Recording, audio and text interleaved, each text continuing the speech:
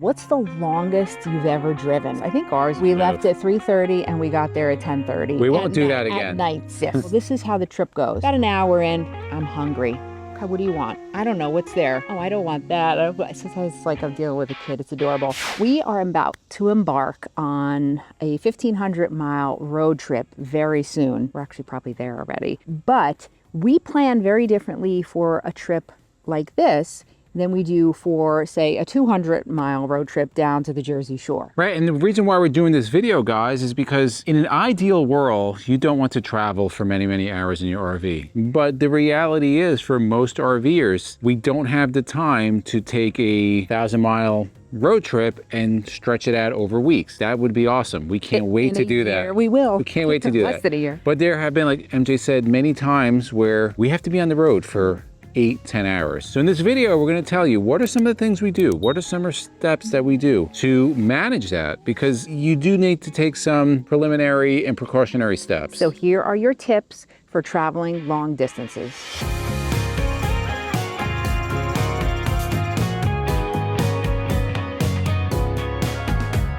So the first one should really apply to any distance trip, but it's even more amplified when you're going on a longer trip. Because if something goes wrong, you're going to be further away from home. And it's happened to us, not because of the pre-inspection trip, but it just happened. So the first would be a pre-inspection trip. And what are some of the things, the general things that we cover? Now, even before getting into this, your RV should be well maintained. Our motorhome is regularly maintained. We are at least once a year at the diesel mechanic, who also does gas chassis, and they're doing their normal wear and tear, replacing maintenance things. We just had a full front to rear done at the beginning of the year. But a couple things, fuel topped off. We have a routine that we do all the time. We have a fuel station probably about 4 to 5 miles from home. Whenever we come to a trip, we top off at the same fuel station. So when I get home, I know that we're topped off. You want to run your systems, your generator, turn your motorhome on. If you have a towable, make sure all the appliances work. Just kind of check any leaks, anything weird. Another thing on the motorhome, I always check the oil level. Make sure the oil level is full, of course. Make sure you're within the mileage of your oil level. Just give it a quick look. If something looks weird,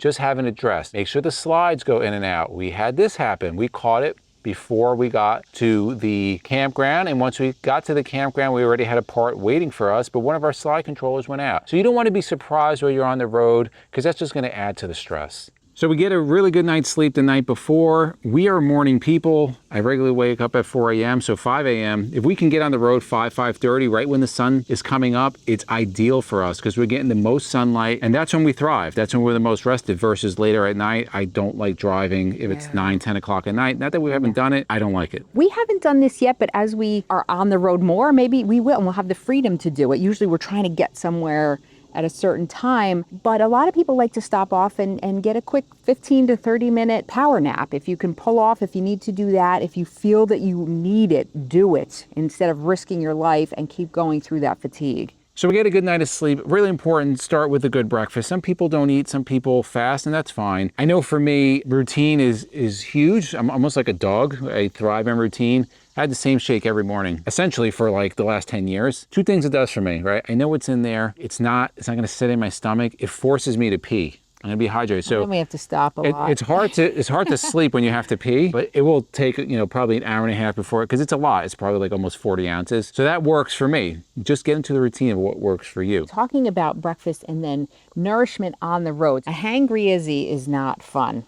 Believe me. I guess I'm pretty bad too when I'm hungry, but snacking and drinking, staying hydrated while you're on the road is really important, because if you don't stay hydrated, you're going to feel like garbage. And also eating. Now, I always stock the RV with a lot of snacks before we head out on a long trip, especially if we're going close, we don't need a ton. These long trips, and I get a variety. Now, let me tell you why I get a variety. Because Izzy will come in and say, well, why do you have so much? Well, this is how the trip goes. So we start about an hour in, I'm hungry. Okay, what do you want? I don't know, what's there? So then I go and name through everything, and then I get him something.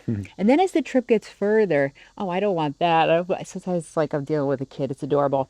I don't want that. So now I get a buffet of snacks. We get fruits, all different fruits, and we have, I'll make sandwiches, and we have other snacks and things like that. I wonder if the captain of the cruise ships are treated like that. They probably get whatever they want because they're running the cruise. Not that this is a cruise ship, but it's really important. You don't want to be hungry. You don't want to be dehydrated. What are some signs. You should be peeing regularly, and your pee shouldn't look like gold. That's a sign. You But want it's to true, be it's drinking regularly. Yeah. It's really important, guys, for your health and just to stay awake. And of course, if you're eating, you're not going to be falling asleep. Now, Right. I'm not eating ribeyes as we Right, go down right. the road. You're eating something that has some nourishment that you're able to stay up on the road. Now, the next one is extremely important, no matter if you're driving an RV or a car, is to make sure that you're well rested. And that's going to lead us to the sponsor of this video that always allows us to have a really good night of sleep is RVmattress.com by Brooklyn Bedding, who make RV specific mattresses. Now, we've had our mattress on for several years. It is a contributing factor to us always getting a good night's sleep and being well rested. RVmattress.com by Brooklyn Bedding is based in the USA, and they have all different types of mattresses for all different types of RVs. And they also sell products for home. We have a mattress for Jason in our home. They have weighted blankets, cooling pillows, which Izzy has and he absolutely loves. And they also have a 120-night sleep trial, which is great, guys. If you're not sure about a mattress within a few days, you really want to make sure that that is the right fit for you. So you can keep it for 120 nights. And if it doesn't work for you, they tell you can donate it. You don't have to try to shove it back into that vacuum packed seal and ship it back. They have all different types of mattresses, whether you want a foam, you want coils, you want a mixture of both memory foam and coils, and they now have the Titan Plus. So if you're larger, size, weight, this mattress is made specifically for you. It is made to support you. So they are listening to the RV community and they are responding. And they've won awards for the comfort of their mattresses. They're amazing. I mean, our subscribers have bought thousands of these mattresses, and they absolutely love them. Their reviews speak for themselves. We do have a discount code. Endless. Gets you 25% off of your purchase. It's a great company. Huge supporters of our channel and just the RV industry in general. So if you want more information, we're going to put the link to RVmattress.com by Brooklyn Bedding down below. The next thing you want to do is plan your route. Now, some people might just love to freestyle and just drive. For us in our motorhome, driving is expensive. When you get 6 to 7 miles a gallon, we don't want to drive any more than we have to because there's an economic cost to that. Right, we don't want to drive into anywhere that we can't fit. That is correct. So there's several things out there. I know we've mentioned in another video of Venture Genie. This if you have a long distance trip and you want to plan stops in between, it does it all for you via AI. Now, even if you do use something like a Venture Genie, you want to have an RV specific GPS, especially if you have a motorhome. Size, weight, length, restrictions on certain roads can cause a problem. And if you have an RV specific GPS, like the one we have, the Garmin 895, has live traffic updates. So if there's any kind of accidents or crashes, it's going to reroute you. It's done that many times for us. We've saved many hours of driving doing that. But it's going to keep you off the roads where you're going to be restricted from. If you want more information on this, we did a full video. We'll link it up above. We'll also put our Amazon link down below. And FYI, guys, we did pay for this full price. So anybody says, oh, we got it for free. No, we did not. I talked before about power naps and things like that, which is fine, but you also want to make sure that you take little breaks to stop and move. Especially if you're driving, you're sitting there in that one position for a long period of time on these long trips like we do, and that cannot be good for your body sometimes. So you need to get up, get to a rest stop or something and move. Walk so the blood flow keeps going in your legs, right? We don't want to just be sitting there.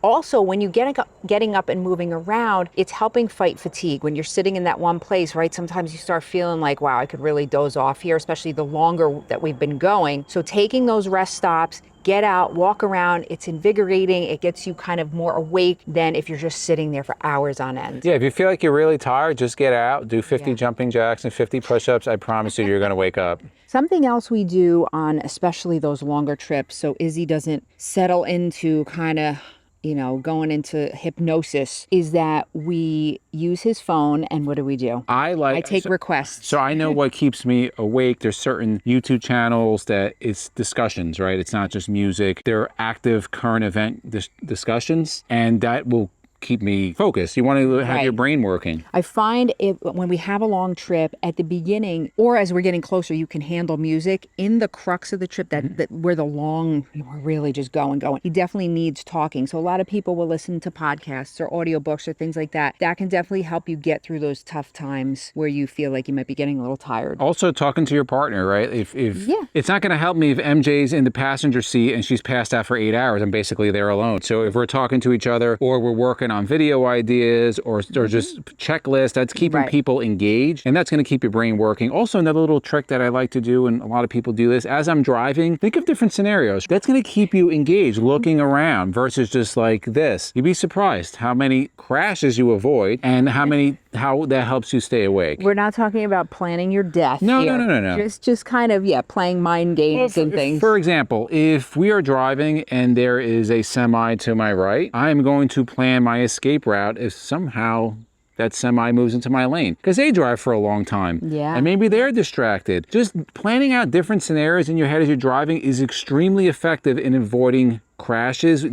I'm telling you, I've avoided many crashes in my car anticipating what somebody's going to do, and they wind up doing it. We tell this to Jason all the time. You got to be a defensive driver, but it's going to help you stay awake. The last one is, as much as you plan things out, sometimes they don't always go as planned. So try to prepare the best you can for the unexpected. You don't want to be on the side of the road with just a quarter tank of gas and no food and no roadside assistance because you didn't think that was going to happen to you. Right, and we've had these times where, was it last summer or 2 summers ago? 2 summers ago. 2 or 3. Might be 3 summers ago. Yeah, where I think it was 2, where we were down in Tennessee, so far away from home, and we were sitting on the side of the road because Nellie was just not having a good time that summer. And thank God we, of course, figured everything out. But when something happens, we immediately pulled over, flashers on. We had to let people know and be as safe as possible, let people know that we were in trouble. Right, flashers on. We also have LED flares. If you've never seen something like that, we'll link them down below. And they're basically like flares, but they're just lights. Roadside assistance, again, having enough fuel in that fuel tank. I never go below half a tank for this very reason. Now, we didn't sit there. We sat there for like an hour. We could have been sitting there for 15 hours. It was hot out. You need to run the generator. You need to have that refrigerator going. So really important, guys, just prepare for mishaps. Mishaps, yes. In the comments below, we want to know 2 things. Number 1, what's the longest you've ever driven? We're curious. I think ours was down to Savannah. That was one day. Not good. We left at 3:30 and we got there at 10:30. We won't do that again. At nights, yes. New Jersey to Savannah. That was like our virgin trip, actually. I think that was our first one. Anyway, so put the longest trip you've ever done, and what are some of your tips when you are traveling these long distances that we didn't mention? If you like videos like this, guys, to the left of us, we put our RV Tours playlist, we put our RV Newbies playlist, and for myself and MJ, it's a journey of a lifetime, and we'll see you on the road.